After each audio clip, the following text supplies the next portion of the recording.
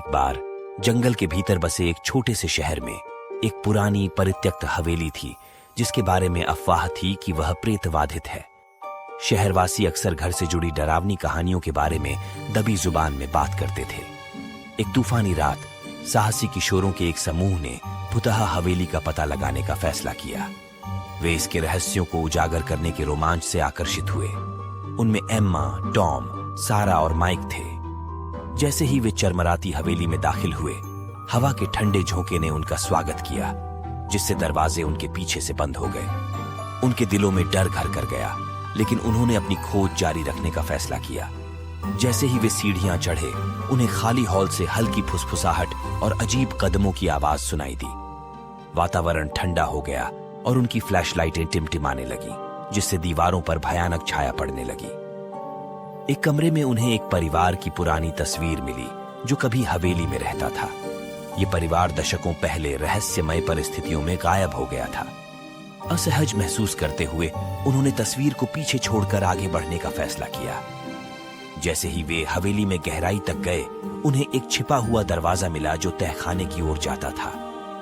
झिझकते हुए लेकिन उत्सुकता से वे चरमराती सीढ़ियों से नीचे अंधेरे में उतरे।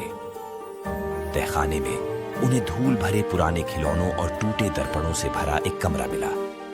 अचानक दर्पण छटकने लगे और उन्हें अपने चारों ओर फुसफुसाहट सुनाई देने लगी। जब उन्हें एहसास हुआ कि वे अकेले नहीं हैं, तो उनमें घबराहट फैल गई। माइक ने बहादुर बनने की कोशिश करते हुए सुझाव दिया कि वे तुरंत चले जाएं, लेकिन बेसमेंट की ओर जाने वाला दरवाजा बंद हो गया, जिससे वे अंदर फंस गए। भय और हताशा हावी हो गई, क्योंकि वे बेचैनी से दूसरे निकास की तलाश में थे। एम्मा ने दीवार पर एक अजीब प्रतीक देखा और सारा ने इसे पुरानी किंवदंतियों से पहचाना, आत्माओं को बुलाने के लिए इस्तेमाल किया जाने वाला प्रतीक।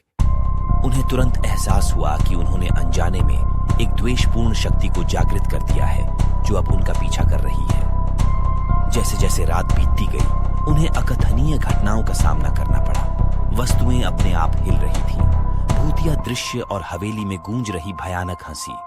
उनके द्वारा उठाया गया प्रत्येक कदम उन्हें अलौकिक के चंगुल में और आगे ले जाता हुआ प्रतीत होता था। समूह एक साथ इकट्ठा हो गया, सुबह होने और उन्हें प्रेतबाधित हवेली की पकड़ से मुक्त करने की प्रार्थना कर रहा था। अंत में जैसे ही सूरज की रोशनी की पहली किरणें काले बादलों में घुसी, सताना बंद हो गया और तहखाने का दरवाजा खुल गया। थके हुए और कांपते हुए वे कभी वापस न लौटने की कसम खाते हुए हवेली से बाहर निकल गए। उन्होंने जो भय अनुभव किया वह हमेशा उनके साथ रहेगा। ये उस संकट की याद दिलाता है जो अज्ञात के दायरे में उद्यम करने का। थके हुए और कांपते हुए वे कभी वापस न लौटने की कसम खाते हुए हवेली से बाहर निकल गए। उन्होंने जो भय अनुभव किया वह हमेशा उनके साथ रहेगा।